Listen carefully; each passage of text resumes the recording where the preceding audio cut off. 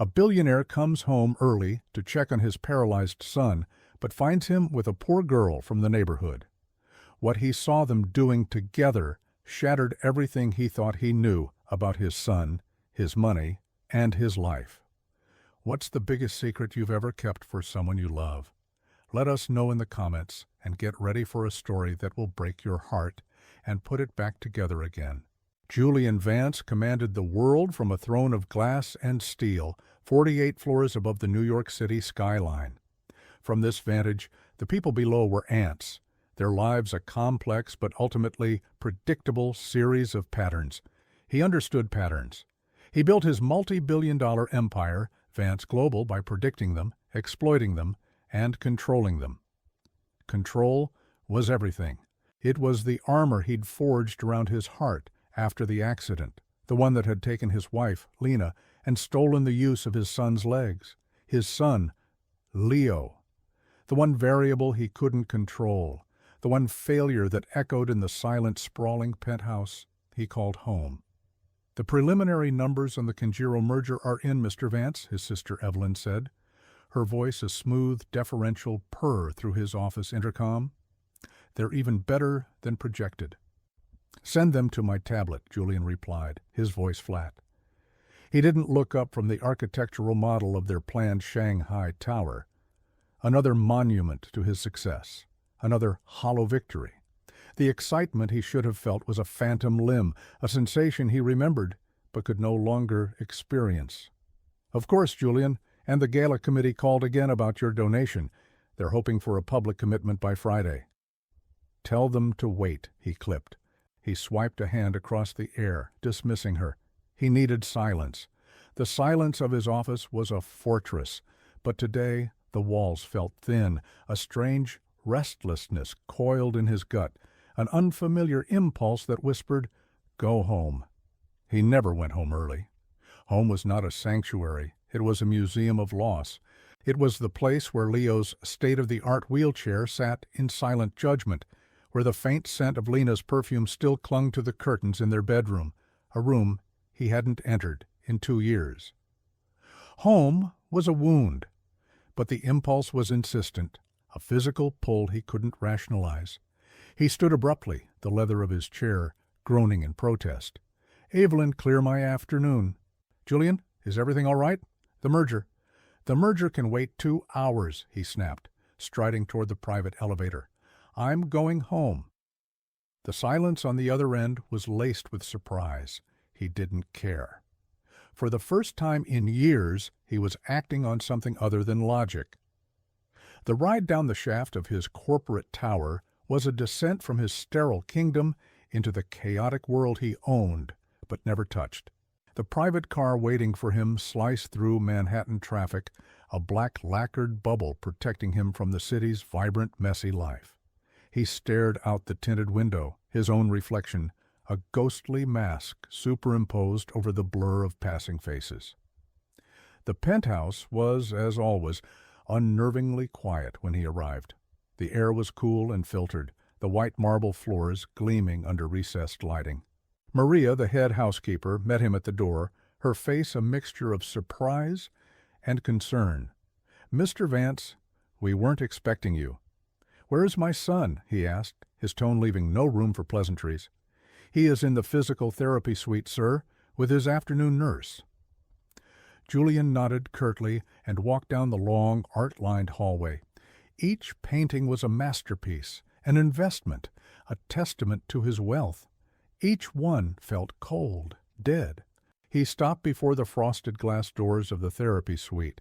He'd had it built after the accident, sparing no expense. It had the best equipment in the world, equipment that did little more than maintain muscle tone in legs the world's top specialists swore would never move again. Spasms, they'd called them. Involuntary nerve firings, ghosts in the machine. He never went in during the sessions. It was too painful to watch the pointless, mechanical motions. But today, he heard something through the thick glass, a sound that didn't belong. Laughter. A little girl's laughter, light and clear as a bell. A frown tightened his brow. He pushed the door open. The scene before him stopped his heart. Leo was on the therapy mat, propped up by pillows. The nurse was nowhere in sight. Instead, a small, dark-haired girl sat cross-legged in front of him. She couldn't have been more than 7, dressed in worn jeans and a brightly colored t-shirt. She was holding one of Leo's hands, her expression one of intense concentration. "Okay, Leo," she was saying, her voice a serious whisper. "Think about kicking a soccer ball really, really hard, right at my nose." Leo, his 10-year-old face, usually a canvas of quiet resignation, was focused in a way Julian hadn't seen since before the crash. His brow was beaded with sweat. His jaw was clenched. "I'm trying, Maya," he breathed, his voice strained. "Try harder," the girl encouraged. "Imagine you're a superhero. Your legs are made of steel. You can do it." Julian's first instinct was fury. Who was this child? Where was the security? Where was the nurse he paid an obscene amount of money to monitor his son's every moment? He opened his mouth to roar, to call for Maria, to have this intruder thrown out. And then he saw it. Leo's right foot, encased in a brace, twitched. It was a tiny movement, a barely perceptible tremor. Julian's mind immediately supplied the doctor's explanation: involuntary spasm. He'd seen them before. They meant nothing. But this was different. It wasn't a random jerk. It was intentional. It was a response to the girl. "I saw that!" The girl, Maya, squealed with delight. "You did it! Do it again!" Leo's eyes squeezed shut. A low grunt of effort escaped his lips, and under Julian's disbelieving gaze, his son's leg contracted. The foot lifted a fraction of an inch off the mat. It hovered there for a single, impossible second before falling back, limp. The world tilted on its axis. The air rushed from Julian's lungs. Everything he knew, every fact upon which he had rebuilt his broken life, every cold, hard certainty, shattered. The doctors had been definitive. Complete severance at T10, no chance of recovery, 0. It was the bedrock of his grief, the foundation of his cold, new reality. But he had seen it. It wasn't a spasm. It was a miracle. A tiny, earth-shattering miracle, coaxed into existence by a little girl with worn-out jeans in the heart of his sterile, hopeless home. His empire of control crumbled to dust in a single heartbeat. A storm of questions and emotions, rage, disbelief, a terrifying sliver of hope crashed through him. He stumbled back a step, his hand finding the wall for support. The sound alerted the children. Leo's eyes flew open, widening in shock, then fear. "Dad? You're home!" The little girl, Maya, scrambled to her feet, her eyes huge and scared. She looked from Julian's thunderous face to Leo and instinctively moved to stand between them, a tiny, fierce protector. Julian's reality had been shattered. Now the hunt for the truth began. "Who is she?" Julian's voice was a low growl, barely controlled. It echoed off the marble and glass of the cavernous living room. He had sent Leo to his room with the hastily summoned nurse, a woman named Carol, who was now trembling before him, unable to meet his gaze. "Her name is Maya, sir," Carol stammered. She's the daughter of one of the cleaners, a woman named Sarah. She was let go last week." The information clicked into place with sickening clarity. A disgruntled ex-employee, a child. It smelled of a setup, a grift. His brief, insane flare of hope was instantly extinguished, replaced by a cold, familiar cynicism. They saw a billionaire with a tragic story and smelled money. "And you allowed an unauthorized person, a child, into my son's private therapy session? Unsupervised?" he demanded, his voice dropping to a dangerous whisper. I only stepped out for a moment to take a call," the nurse faltered. "Leo gets so lonely. He asked if she could stay. She's been coming for a few weeks. Her mother used to bring her. She hides away until her mother is done." Weeks. This had been happening for weeks under his own roof. The breach of protocol was staggering. The violation of his carefully constructed world was absolute. His rage was a physical thing, a pressure building behind his eyes. "You're fired," he said, the words like chips of ice. "Pack your things. A security guard will escort you out. You will sign a non-disclosure agreement on your way." Carol burst into tears, but Julian turned his back on her. He had no room for her emotions. He strode to the intercom, his mind already working, calculating, planning. This was a problem, and he solved problems. "Maria," he barked, "get me the file on the cleaner. Sarah, everything you have, and get my head of security on the line. Now." Within minutes, he was in his home office, a space as severe and functional as its corporate counterpart. A thin file lay on his mahogany desk. Sarah Jennings, single mother, lived in a walk-up in the Bronx, fired for repeated tardiness. A photo showed a tired-looking woman with wary eyes, the same eyes as the girl, Maya. His head of security, a former Mossad agent named Cale, appeared on the large screen. "Mr. Vance?" "I have a situation," Julian said, his voice clipped and precise. He recounted the incident, stripping it of all emotion, presenting it as a security breach. "I want a full, deep background check on the woman Sarah Jennings and her daughter Maya. Financials, associations, school records, everything. I want to know if they've done this before. I want to know who they're working with. I want it yesterday." "Understood," Cale said, without a flicker of expression. "Discreet?" "Utterly." Julian cut the connection. He leaned back in his chair, the leather sighing. He tried to force the image of Leo's leg lifting from his mind, to categorize it as a trick of the light, an illusion born of hope. But it was seared into his memory. He needed proof. He needed data. His sister, Evelyn, arrived that evening, sweeping into the penthouse in a cloud of expensive perfume and feigned concern. She had a key. She treated the place as an extension of her own. "Julian, darling, I was so worried when you left," she said, placing a perfectly manicured hand on his arm. "Is everything all right? Is it Leo?" "There was an incident," he said, pulling his arm away. "He found her touch irritating tonight. A security breach. It's been handled." "Oh, thank goodness," she breathed, her brow furrowing with practiced empathy. "You can't be too careful. People see our family's tragedy as an opportunity." She was echoing his own thoughts, yet hearing them from her felt wrong. It felt too easy. "The nurse has been dismissed," he said, watching her face carefully. Evelyn's eyes widened slightly. "Carol? But she's been with Leo for over a year. He liked her. She was negligent." He offered no further explanation.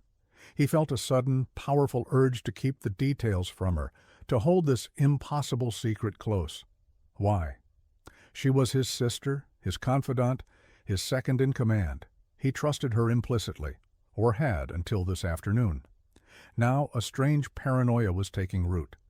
"I'm sure you know best," she said smoothly, retreating. "It's just—" "You look shaken, Julian. Don't let these vultures get to you, and please, don't get your hopes up about anything. The doctors were very clear. We have to accept Leo's condition. It's the only way to move forward." Her words were meant to be comforting, a gentle return to the cold reality they had inhabited for 2 years. But tonight they sounded like a warning, or a sentence. Later that night, long after the penthouse had fallen silent, Julian crept into the therapy suite. The room was dark, the expensive machinery looming like silent metallic beasts. He found the security camera feeds on the main console and activated the recording function. From now on, he would have eyes in this room at all times. He would gather his own evidence. He then walked to Leo's bedroom. He stood in the doorway, watching his son sleep. The boy's face, so often tight with a quiet, held-in pain, was relaxed. He looked peaceful. He looked like the boy he was before the world had broken him. Julian's heart ached with a force that stole his breath. What if it wasn't a scam? What if that little girl with her impossible faith had unlocked something the world's best doctors had missed? The hope he was trying so desperately to crush was a stubborn, living thing. It was terrifying. Because if there was a chance, even a 1 in a billion chance that Leo could get better, Then the last 2 years of cold, grieving acceptance hadn't just been a tragedy. They had been a waste. A prison he had built around his own son. The thought was unbearable. He stood there for an hour, a sentinel in the dark, caught between the crushing weight of his cynicism and the terrifying lightness of a new, impossible possibility. The hunt for truth wasn't just about a potential scam anymore. It was about his son's future and his own soul. The next 2 days were a blur of tension for Julian. He went to his office, sat in meetings, made decisions worth hundreds of millions of dollars. But his mind was elsewhere. It was in the penthouse therapy room, with the secret camera he now monitored obsessively on a secure feed to his phone. He had, against his better judgment, instructed Maria to rehire Sarah Jennings, not as a cleaner, but as a laundry specialist. A vague role that would require her to be in the residence for several hours a day. It was a risk, a calculated breach of his own protocol, but he needed the girl, Maya, back. He needed to see it again. Cale's preliminary report came back. It was a portrait of unremarkable hardship. Sarah Jennings had no criminal record, no suspicious associations. She worked 2 jobs, paid her rent late, and had a mountain of medical debt from her late husband's illness. Maya was a good student at an underfunded public school. They were, by all accounts, exactly what they appeared to be: poor, struggling, and invisible. There was no angle, no hint of a long con. If anything, the report made Julian feel a prickle of something he rarely experienced: shame. He was watching the feed on the 3rd day when it happened. Maya and Leo were on the mat. The new nurse, a stern, by-the-book woman, watched from a chair in the corner. "You have to believe it," Maya was whispering to Leo, her voice barely audible through the microphone. "Close your eyes and see yourself running." "I can't," Leo mumbled, his face pale with frustration. "It doesn't work when people are watching." Julian's fingers tightened on his phone. He watched as the new nurse stood up to check one of the monitors. In that moment, Maya leaned in close to Leo. Julian saw his son's eyes squeeze shut. He saw the muscles in his jaw bunch. And then the impossible happened again. The left leg this time, a clear, undeniable lift. It was stronger than before, more sustained. Julian shot out of his chair, his heart hammering against his ribs. Data. He had the data. He canceled the rest of his day and made a call. Not to any of the doctors on his payroll, the ones who had given him the grim prognosis, but to a name he'd gotten from a contact in medical research. Dr. Eris Thorne. A neurologist known for his maverick techniques and for taking on hopeless cases. He was notoriously difficult to see, but Julian's name, and the donation he implied would be attached, secured an immediate after-hours appointment at Thorne's private clinic. He told no one, not even Evelyn. He picked Leo up from the penthouse himself, a rare occurrence that left his son wide-eyed and nervous. He didn't offer an explanation, just a quiet, "We're going to see a new doctor, son." In Dr. Thorne's office, which was cluttered with books and anatomical models rather than sterile chrome, Julian felt a knot of anxiety tighten in his stomach. He played the video from his phone. Thorne, a man with kind, intelligent eyes, watched the short clip 3 times without a word. He then turned to Leo. He didn't speak to him like a patient or a child, but like a collaborator. He spent an hour performing a series of tests, not with machines, but with his hands, checking for resistance, for sensation, for the faintest flicker of response. Finally, he leaned back, his expression unreadable. "Mr. Vance," he began, his voice calm, "the initial diagnosis your son received was incomplete." He chose his words carefully. "The imaging shows a severe spinal cord injury at the T10 vertebra. That is true. It was likely classified as a complete transection. But my examination, and what I see on this video suggests, it's an incomplete injury.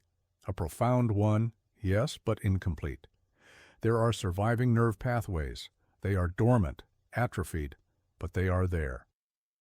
Julian felt the floor drop out from under him. "What does that mean?" he asked, his voice hoarse. "It means your son is not permanently paralyzed." The doctor's words landed with the force of a physical blow. The potential for recovery, with intensive and targeted therapy, is significant. He might never run a marathon, but it is conceivable that one day he could walk again. Walk again. The two words echoed in the silent room. Julian looked at Leo, who was staring at the doctor, his mouth slightly agape, a dawning, fragile light in his eyes that Julian hadn't seen in 2 years. It was hope, raw, terrifying, beautiful hope. "Why?" Julian's voice was ragged. "Why would the other doctors, Dr. Klein, he's the best in the country, why would he miss this?"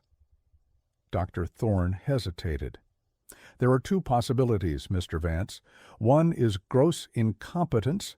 The other is that the prognosis was deliberately falsified. The suggestion was monstrous, unthinkable, but it slotted into the unease that had been growing in him since he'd first seen Maya, the feeling that something was wrong. They drove home in silence, the weight of the doctor's words filling the car. When they got back to the penthouse, Julian found Sarah Jennings waiting nervously by the service elevator, ready to take Maya home. He dismissed the driver and walked over to her. "Mrs. Jennings, Sarah, may I have a word?" She flinched, expecting to be fired again. She clutched Maya's hand tightly. Julian knelt, an unfamiliar and awkward motion for him, so he was at eye level with the little girl. "Maya," he said, his voice softer than he thought possible. "Thank you." Maya just looked at him with her wide, serious eyes. He stood up and faced her mother. "The doctors were wrong," he said, the admission costing him a piece of his pride, but giving him something far more valuable in return. "There's a chance for my son, because of your daughter." He saw the fear in Sarah's eyes warring with confusion. "I don't know why she can reach him when no one else could, but she can. I need your help. I want to hire you, officially, not as a cleaner, as a companion for Leo, full-time. I will pay you 5 times what you're making now. I'll get Maya into the best school in the city. I'll take care of everything. Please." It was the first time Julian Vance had said, "please," in a decade. Sarah stared at him, her protective instincts on high alert. She saw the desperation in the billionaire's eyes, but she also saw the genuine, aching love for his son. It was a language she understood perfectly. "Leo is her friend," Sarah said simply, her voice shaking slightly. She'd help him for free. She looked down at her daughter, then back at Julian. "We'll help." In that moment, a fragile truce was formed. This was the point of no return. Julian had the truth. A truth that implicated the very people he'd trusted. He had a new, terrifying hope for his son. And he had 2 strangers, a poor woman and her daughter, as his unlikely allies in a battle he was just beginning to understand. The penthouse transformed. Within a week, the sterile therapy suite was augmented with equipment so new it felt like science fiction. Dr. Thorne had designed a radical, aggressive regimen, and Julian spared no expense in executing it. A team of the country's best physical therapists, all vetted by Thorne, replaced the single nurse.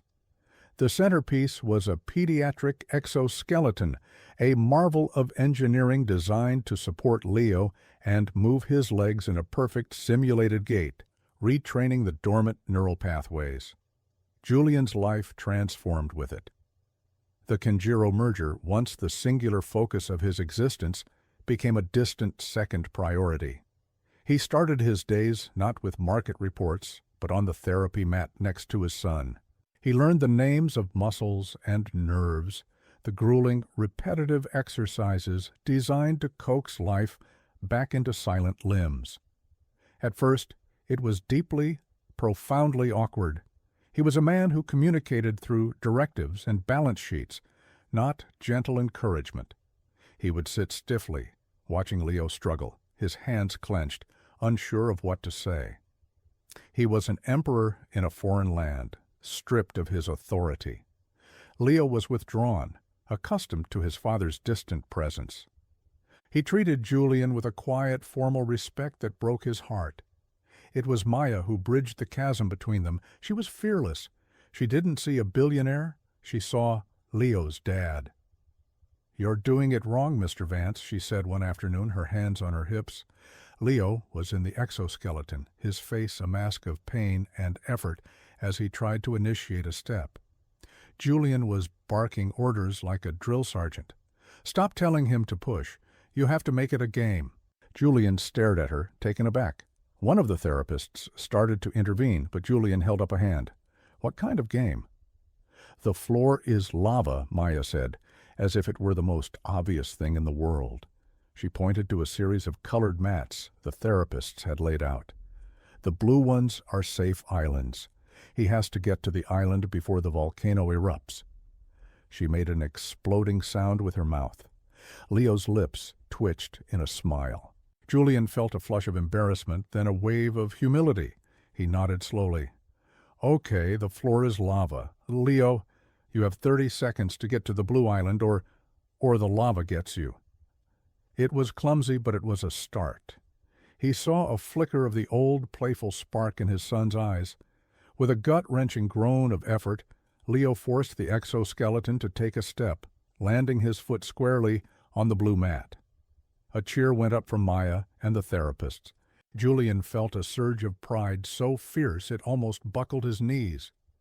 He met his son's gaze, and for the first time in 2 years, they shared a genuine, unforced smile. It was a small moment, a single step, but it was a bond reforged, a fragile alliance cemented on a floor of imaginary lava. Sarah, Maya's mother, settled into their lives with a quiet dignity that Julian found he deeply respected. He had her set up with a new, spacious apartment in his building and enrolled Maya at a prestigious private school. Sarah insisted on earning her keep, managing the complex schedules of Leo's therapies and tutoring, bringing an order and warmth to the household that had been absent for years. She was the wounded guardian, and her quiet strength became an anchor for them all. But as hope began to bloom in the penthouse, a shadow began to stir. Evelyn watched the transformation with an unreadable expression. She visited often, bringing lavish gifts for Leo, praising Julian for his newfound dedication. "It's wonderful to see you like this, Julian," she said one evening, watching as he helped Leo with his stretches. "So, involved. But you can't let Vance Global suffer. The Conjuro deal is at a critical stage. They need to see you. They need to know the king is still on his throne." "My son is my priority," Julian said, not looking up. "Of course," Evelyn purred, "but your empire is his legacy. You have to protect it for him." Her words were silken, logical, but they carried an undercurrent he couldn't place. A subtle pressure to return to the man he used to be. The first overt move came a few days later. Leo was scheduled for a session in a new hydrotherapy pool installed on the terrace. It was a crucial piece of equipment, allowing him to feel the sensation of movement without the strain of gravity. Julian was on a conference call in his office, but he was watching the live feed from the terrace camera. Evelyn had arrived, claiming she wanted to watch Leo's progress. She carried a tray with glasses of fresh juice. As she approached the pool's control panel, she seemed to stumble. The entire tray of juice tipped over, dousing the sensitive electronic console. Sparks flew. The lights on the panel flickered and died. The water circulation system and heating element shut down with a loud groan. "Oh my goodness," Evelyn cried, her hands flying to her mouth in a perfect pantomime of shock. "I am so clumsy. Julian, I am so sorry." The therapists rushed to check the damage. It was extensive. The custom-built panel was fried. It would take weeks to get a replacement from Germany. On the video feed, Julian watched the scene unfold. He saw her stumble. He saw the spill. It looked like an accident, a perfect, plausible, unfortunate accident. But as he rewound the footage, watching it in slow motion, he saw something else. A tiny, almost imperceptible adjustment of her wrist just before the fall. A deliberate tilt. The movement was a viper striking, swift and subtle. A cold dread washed over him. It wasn't an accident, it was sabotage. His own sister, the woman who had helped him build his empire, who had cried with him after the accident, had just tried to derail his son's recovery. The fragile hope he had nurtured for weeks was now laced with the poison of a terrible, unthinkable suspicion. The enemy wasn't outside the gates, they were in the heart of his kingdom. The hydrotherapy accident was a declaration of war, though only Julian knew it. Evelyn's performance of regret was flawless. She insisted on paying for the repairs, berating herself for her clumsiness. To everyone else, it was a simple mishap. To Julian, it was the first move in a terrifying chess game where his son's future was the prize. His paranoia, once a subtle hum, now roared in his ears. He looked at everyone in his life through a new lens of suspicion. He trusted no one except Sarah, Maya, and Dr. Thorne. He saw potential threats everywhere. But his deepest, most sickening suspicion was reserved for his sister. Why? Why would she do this? The next attack was more insidious, aimed not at a piece of equipment, but at his credibility. 2 days after the pool incident, a story broke on a notorious gossip website. The headline was sensational. Grieving billionaire Julian Vance. Duped by miracle child? Sources say CEO is under the influence of a Bronx family, jeopardizing a multi-billion-dollar merger. The article was a masterpiece of innuendo. It painted Sarah and Maya as opportunistic grifters, using a voodoo-like influence over a desperate father. It quoted anonymous insiders at Vance Global who were deeply concerned about Julian's erratic behavior and his neglect of the crucial Kinjiro merger. It hinted that his judgment was compromised by grief. The fallout was immediate. The stock of Vance Global dipped 3 points. The Kinjiro team in Tokyo requested an emergency video conference. Members of his own board began calling, their voices thick with concern, trolling. Julian sat in his office, the article glowing on his screen, and felt a cold, surgical rage. This was Evelyn's work. He knew it in his bones. The language, the specific concerns about the merger. It was all her. She was trying to isolate him, to paint him as unstable, to force him to choose between his son and his company. She was creating a public crisis to force his hand. Simultaneously, the other front of her attack opened. A sleek official car pulled up to the building. 2 social workers from Child Protective Services requested an audience with him. A formal complaint had been filed. Anonymous, of course.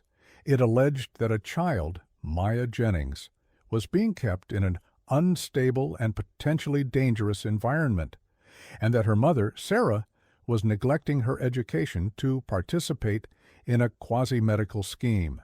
It was a pincer movement designed to cripple him. One flank attacked his corporate life, the other his new family. He met with the social workers in his living room. They were polite, professional, but their questions were pointed. Sarah sat beside him, pale and terrified, clutching a folder of Maya's perfect attendance records and stellar report cards from her new school. Julian handled it with the icy calm he reserved for hostile negotiations. He presented Maya's school records. He showed them the state-of-the-art, medically supervised therapy suite. He had Dr. Thorne join via video call to explain the legitimacy of Leo's treatment and Maya's purely positive motivational role. Maya Jennings is here as a friend to my son, Julian stated, his voice like steel. She is a guest in my home. Her mother is a valued employee. This complaint is baseless, malicious, and I will use the full extent of my resources to discover who filed it. The social workers were placated for now, but they promised a follow-up. The threat lingered.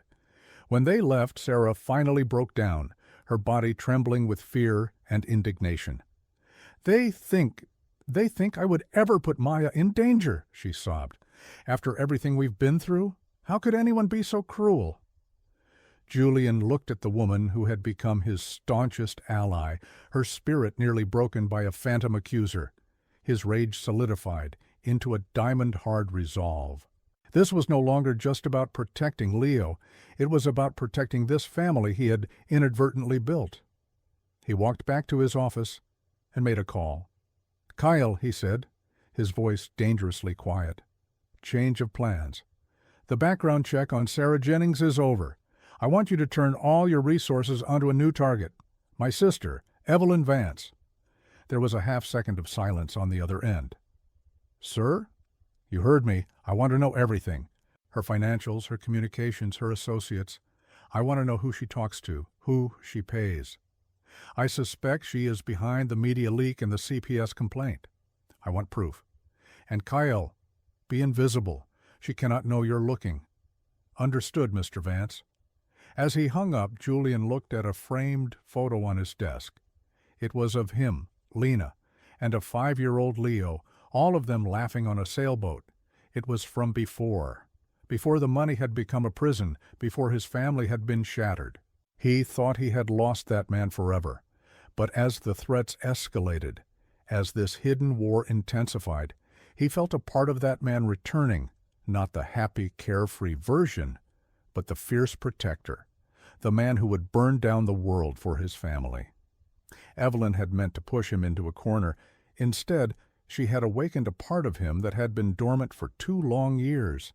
He was no longer just a grieving father or a cold CEO. He was a man with a singular righteous purpose to unmask the betrayer in his house. The hunt was on.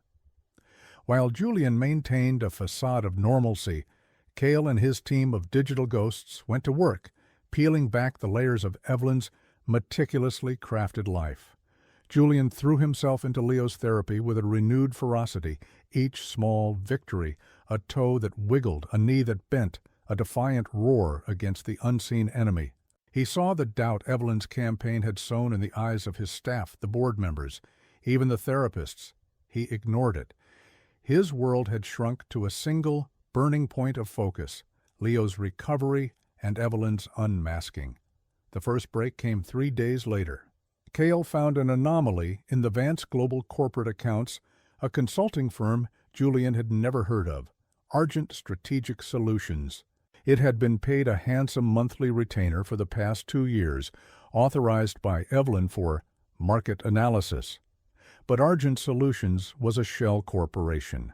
When Cale's team cracked its encrypted accounts, they found it was a pass-through, funneling money to a variety of private individuals. One of them was a disgraced journalist known for planting stories in the tabloid media. Another was a private investigator. And the largest recipient, a series of monthly payments that had begun exactly 2 years ago, was a man named Dr. Marcus Klein, Leo's first neurologist, the man who had pronounced his condition hopeless. Julian stared at the name on the secure report Cale sent him, and the world went red at the edges. It was proof, not just of the media leak, but of something far darker, a conspiracy that stretched back to the very day his life had shattered.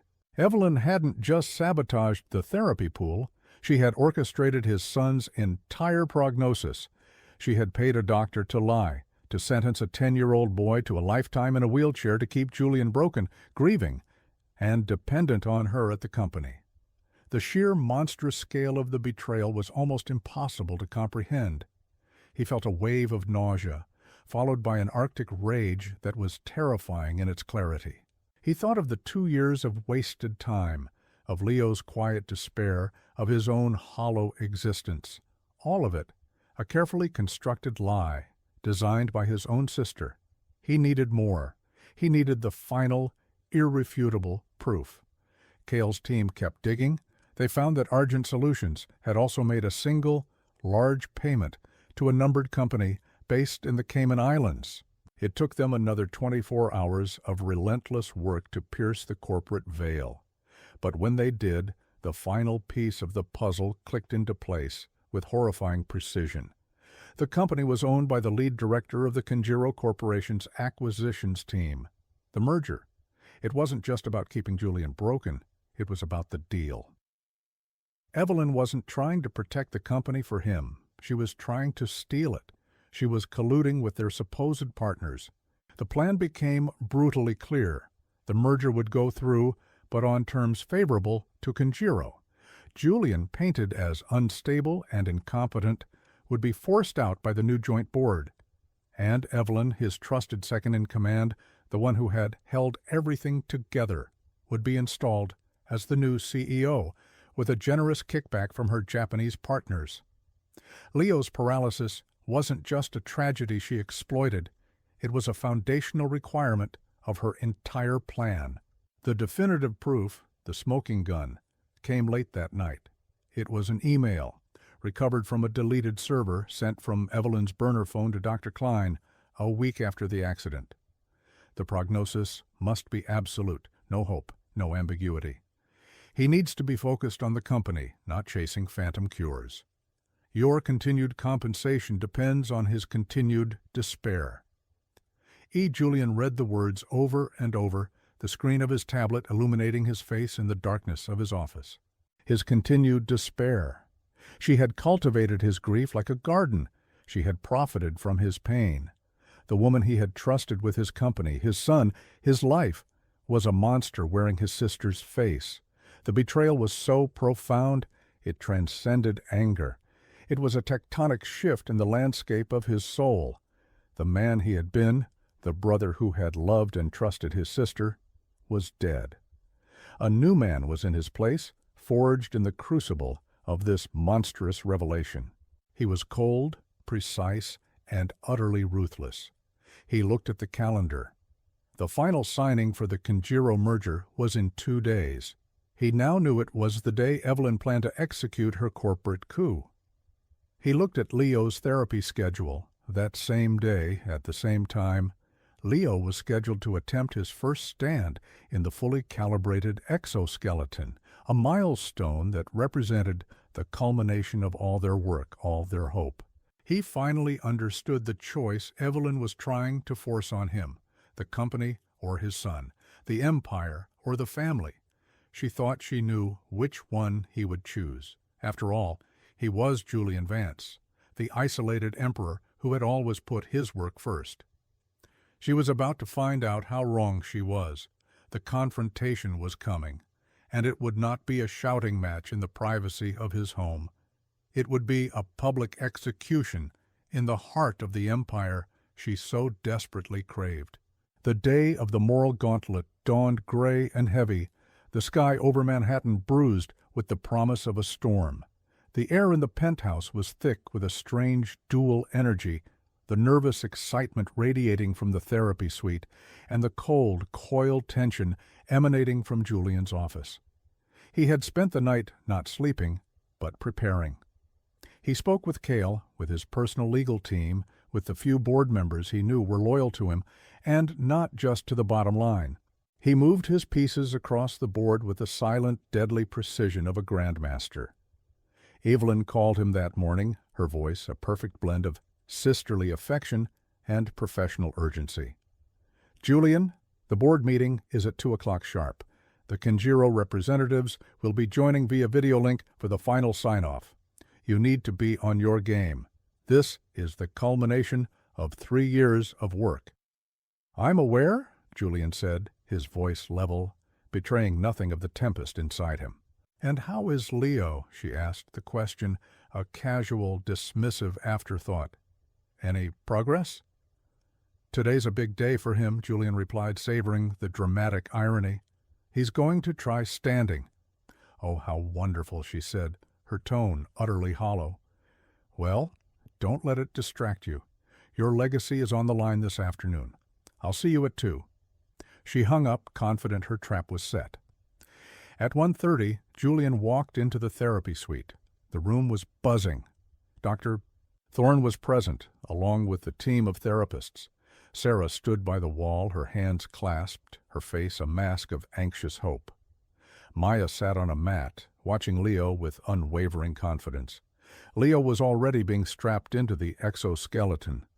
The network of wires and hydraulic braces looked like something from a science fiction film. He looked small and nervous inside the formidable machine. He met Julian's eyes, and Julian could see the fear there. "What if I can't do it, Dad?" he whispered. Julian knelt beside him, placing a hand on the cool metal of the brace covering his son's leg.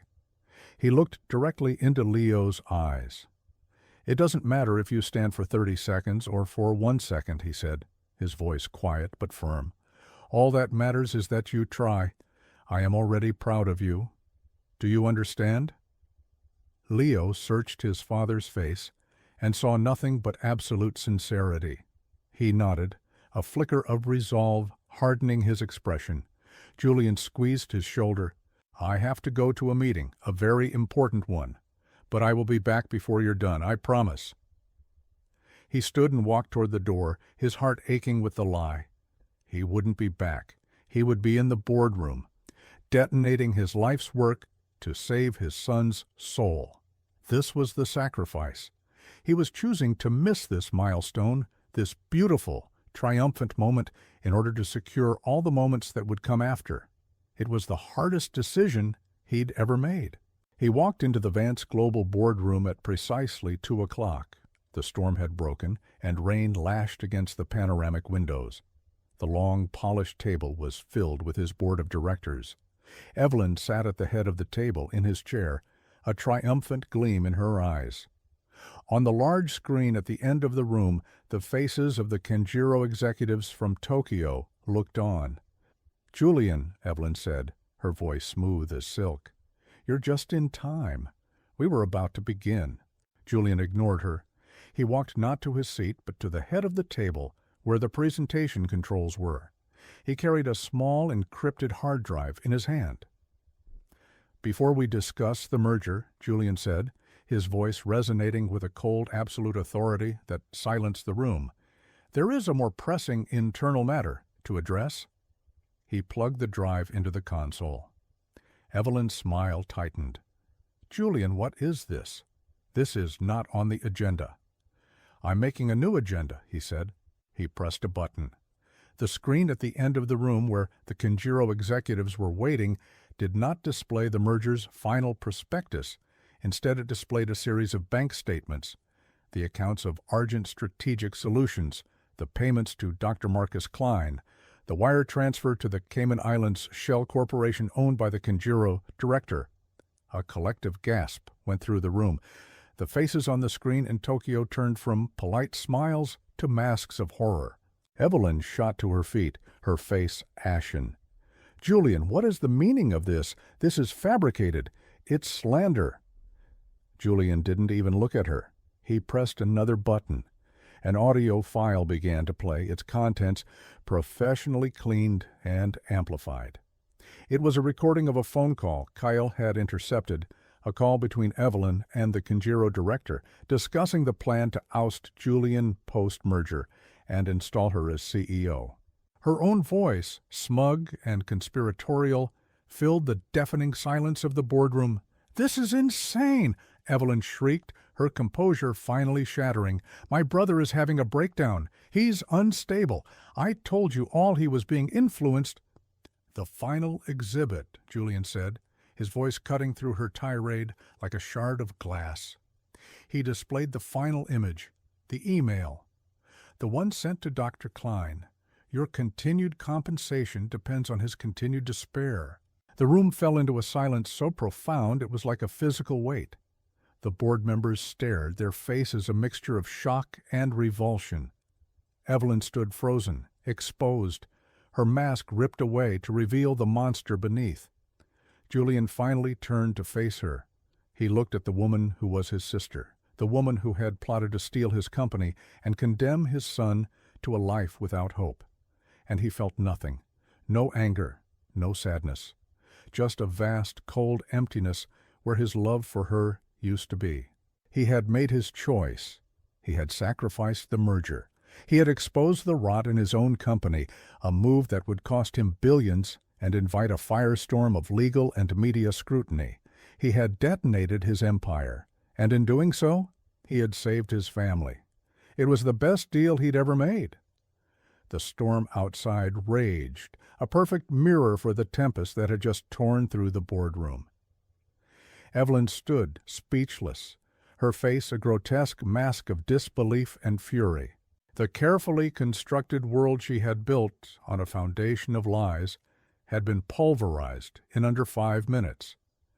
Julian looked past her to the board members, their faces pale. "This merger is dead," he announced, his voice ringing with an authority no one dared question. "Our partnership with Kenjiro Corporation is terminated, effective immediately, pending a criminal investigation into corporate espionage and fraud." He glanced at the screen, where the Japanese executives had already vanished, replaced by a blank void. He then turned his gaze back to Evelyn. It was cold, devoid of any sentiment. He was looking at a stranger, a business problem to be neutralized. "You are finished here," he said, the words precise and final. "Your position on this board is terminated. Your employment at Vance Global is terminated. Your access to this building and to every asset of this company is revoked." He paused, letting the weight of each sentence land.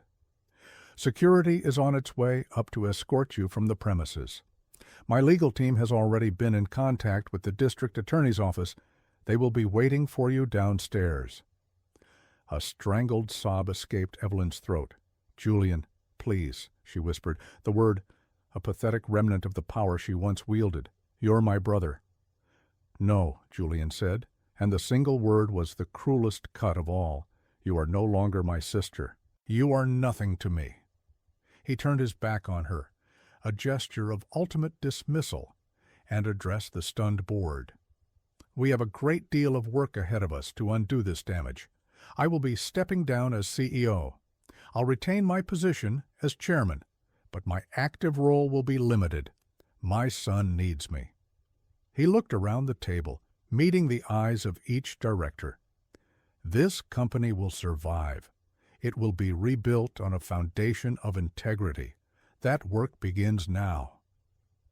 He didn't wait for a response.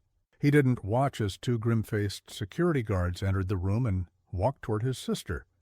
He didn't need to. That chapter of his life was over. He had confronted the betrayer, chosen his family, and exiled the viper from his life.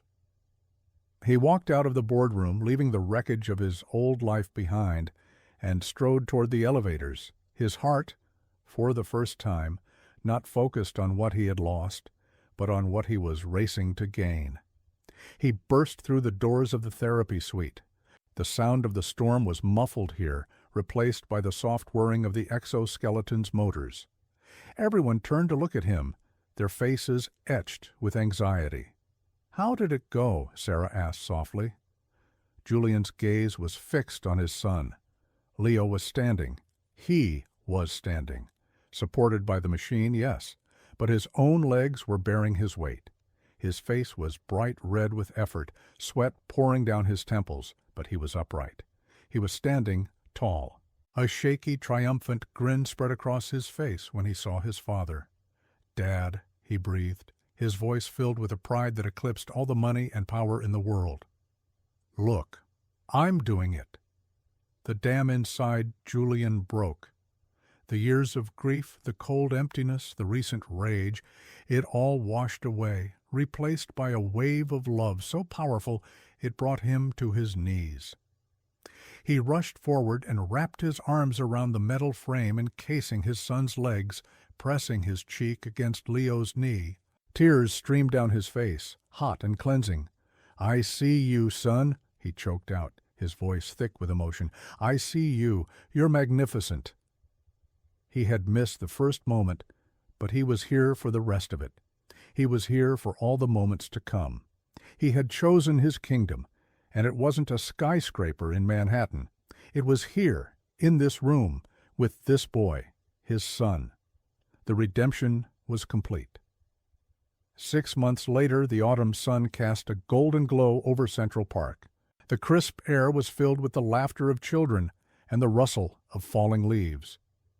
Julian Vance sat on a park bench, not in one of his impeccably tailored suits, but in jeans and a simple sweater. He wasn't watching stock tickers on his phone. He was watching his son. Leo, free from the exoskeleton, moved across the lawn with the aid of 2 forearm crutches. His steps were still hesitant, his gait uneven, but he was walking. He was chasing a soccer ball, his face alight with a joy so pure it seemed to radiate warmth. Kicking the ball back and forth with him was Maya, her own laughter echoing his. The fallout from the disastrous board meeting had been immense. The business world had been rocked by the scandal. Vance Global's stock had plummeted, and the Kenjiro Corporation was mired in lawsuits and federal investigations. Evelyn had been charged with multiple counts of fraud and conspiracy. Her trial was set for the spring, but Julian knew she was already living in a prison of her own making, one of public disgrace and total ruin. He hadn't spoken to her since that day, and never would. Julian had been true to his word. He had promoted a trusted, long-serving executive to CEO and had taken a step back, focusing his formidable energy on two things: Leo's recovery and a new, unexpected passion. He had established the Vance Pediatric Spinal Recovery Foundation, endowing it with $1 billion of his personal fortune. Its mission was to fund the kind of radical, innovative research that Dr. Thorne championed and to ensure that no child's potential for recovery was ever dismissed due to cost or a lack of imagination. Sarah Jennings was the foundation's new director of family outreach. She had discovered a talent for connecting with families who were lost in the maze of the medical system, offering them the same hope and guidance she had once needed. She sat with Julian on the bench, a comfortable silence between them. They were no longer employer and employee, but partners in a shared purpose, a family forged in crisis. "He's getting faster," Sarah said, a proud smile on her face as she watched the children play. "He gets it from his mother," Julian replied, the memory of Lena bringing a soft, gentle ache instead of the sharp, stabbing pain it once had. He could think of her now and smile, knowing she would be so proud of the man their son was becoming. Leo, chasing a long kick from Maya, stumbled and fell to the soft grass. For a heartbeat, Julian's old panic flared, and he started to rise, but Sarah put a gentle hand on his arm. "Wait," she said softly. "Let him." Maya ran over to Leo, but she didn't help him up. Instead, she flopped down on the grass beside him. "That was a good fall," she said seriously. Leo, rubbing his knee, looked at her, confused. "It was." "Yep. It means you were running fast enough to fall. You can't fall if you're standing still." Leo considered this, and a slow grin spread across his face. "Yeah," he said. He looked over at his dad, his eyes shining. Then, using his crutches, he pushed himself up. He was unsteady for a moment, but he found his balance. He stood tall, brushed the grass from his pants, and picked up the ball. "My turn to kick." Julian leaned back on the bench, a feeling of profound peace settling over him. His empire was smaller, his name was no longer synonymous with ruthless invincibility, and his life was infinitely more complicated. It was also immeasurably richer. He had lost a kingdom of glass and steel, but he had gained a world of warmth, laughter, and hope. Later, as the sun began to set, they walked toward the edge of the park. Leo, tired but happy, was chattering away about school, about soccer, about a new video game he wanted. Julian listened, truly listened, to every word. As they reached the crosswalk, Julian saw a playground nearby. In the center was a set of swings. "One last thing," Julian said, a smile playing on his lips. He walked with Leo over to the swings. He put the crutches aside, and with a strength born of countless hours in the therapy room, he lifted his son and placed him on the simple plastic seat. Leo grabbed the chains, his hands sure and strong. "Ready?" Julian asked. "Ready," Leo beamed. Julian pulled the swing back, and then he pushed. Leo soared forward, up toward the darkening sky, his legs kicking freely in the air. He wasn't in a wheelchair. He wasn't in a brace. He was just a boy on a swing, flying. His laughter was the most beautiful sound Julian had ever heard. It was the sound of victory. It was the sound of a future that had been stolen and then reclaimed. It was the sound of home.